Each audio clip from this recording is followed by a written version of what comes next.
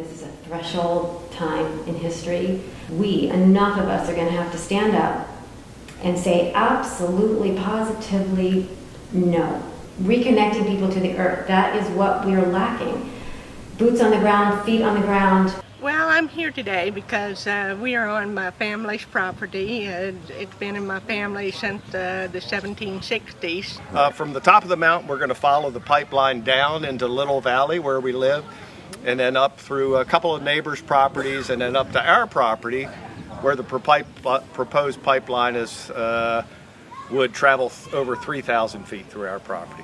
So we're in the fight all the way, that's for sure. I'm from southern West Virginia. I'm cooking food for the people who are walking the pipeline, because people who are well fed can continue the struggle. Stop the pipeline. We are in an incredible battle to make our planet still inhabitable for our children and grandchildren, and we do not have the latitude to make big mistakes.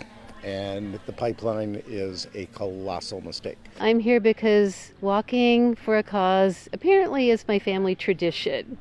My mother did an across the country and across Europe hike in the 80s to protest nuclear armament and war. So I'm here to carry on her tradition. She's 92 now. Education is why we're here, and to document what should be kept and protected. And it's already happening. We met a woman who came out, who saw us pass by. She said, wait, I'm putting on my clogs and I'm going to walk with you for a little bit down the line. And she told us about the woodcocks that are in the woods around her house and how she's had to rescue some of them and thinks that they're rare and worth saving. And she talked about people in her neighborhood who've left because they're afraid of this happening. Water that comes from the tributary we just happened to go by her house. Okay, my name is Harold King. I'm from Burnsville, Virginia. The pipeline is going to pass a couple of miles from my home. The water supply for my home might potentially be affected, so that's my very small personal impact. What I'm most concerned about are my neighbors who are having their property seized. A couple of them have saved for this property their entire lives. They're in their 70s. They can't sell it, they can't go anywhere, and it's going to be ruined. Secondarily, I'm chairman of the local emergency planning committee for Bath County. And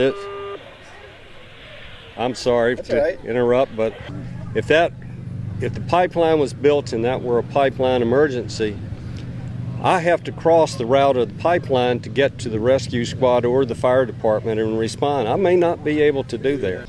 I kind of get the feeling that Dominion is looking at us and saying, okay, if there is a disaster, these people here are acceptable losses. So Jessica Glendenning, I was born and raised in Highland County, so just slightly north of here. My parents live still in the county, and I have moved all over the U.S. and traveled all over the world, and this place is still home for me. This beautiful land of the wildlife, of the water, of the purity and the natural wildness that's still here.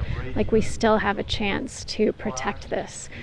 Knowing that I was a yoga teacher here in town, that I do a lot with some of the environmental organizations here, I tend to do work with social entrepreneurs and activists, people who are innovating and hell-bent on making the world a better place.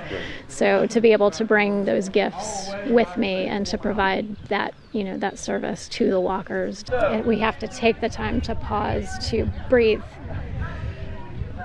The whole point of this walk is to not just fight back or push back, which has obviously been happening for the last few years with all the groups across the counties, but to celebrate what's here, to celebrate this amazing land and the people and the communities that would be impacted. That's our main goal. That's why we haven't kind of called this whole thing a no pipeline thing, because we don't want to include the word pipeline in this walk.